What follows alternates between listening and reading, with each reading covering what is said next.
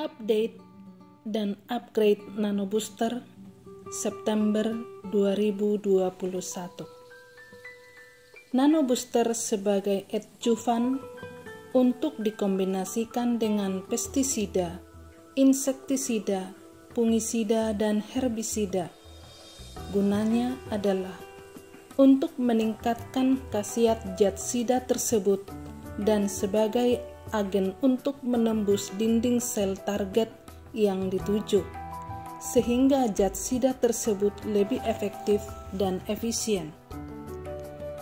Jika Nano Booster dan Black NPK dicampur dengan petroganik, startup ini diperuntukkan untuk jenis-jenis tanaman hortikultura dan palawija yang rentan terhadap gangguan jamur.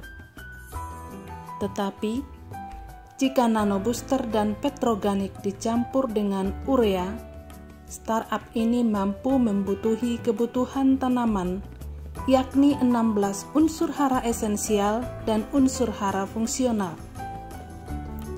Dan hal ini diperuntukkan untuk tanaman sawit, padi, jagung, dan jenis tanaman lainnya yang tidak rentan terhadap gangguan jamur. Keistimewaan Nano Booster jika dibandingkan dengan pupuk organik yang lainnya, jika dicampurkan dengan urea, manfaatnya mampu mengubah urea tersebut menjadi organik. Jika dicampurkan dengan pupuk kimia lainnya, manfaatnya untuk merubah sifat fisik, kimia, dan efek biologis dari pupuk kimia yang digunakan menjadi efisien dan ramah lingkungan. Jika Nano Booster diaplikasikan pada daun tanaman, manfaatnya untuk meningkatkan sintetis protein. Jika diaplikasikan pada sekitar perakaran tanaman, manfaatnya adalah untuk memasok 16 unsur hara esensial dan unsur hara fungsional bagi tanaman, sebagai prekursor DNA, RNA bagi tanaman itu sendiri. Jika diaplikasikan pada tanah yang tujuannya untuk mikrobiologi tanah, manfaatnya sebagai prekursor DNA, RNA bagi mikrobiologi tanah dan bagi tanaman itu sendiri. Nano Booster merupakan organik kampen atau senyawa organik murni yang memiliki kapasitas tukar kation 400 hingga 700 mili ekivalen dan tertinggi dibandingkan dengan bahan organik lainnya. Nano Booster ini sangat sesuai untuk helat pupuk urea, NPK, ZA, dan SP36, fosfat atau pupuk kimia merek lainnya.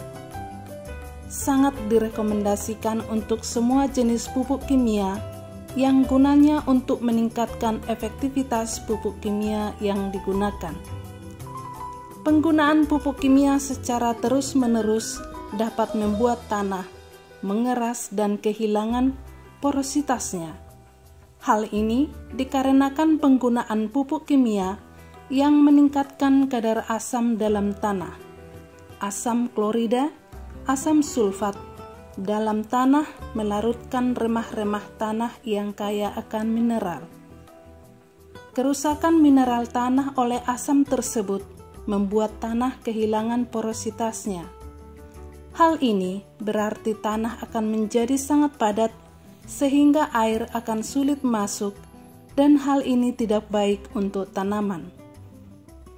Begitu juga dengan sirkulasi udara yang kurang memicu pada ketidaksuburan tanah secara keseluruhan. Dalam perjalanannya, tanah menjadi kering, menghancurkan mineral, memicu penipisan mineral,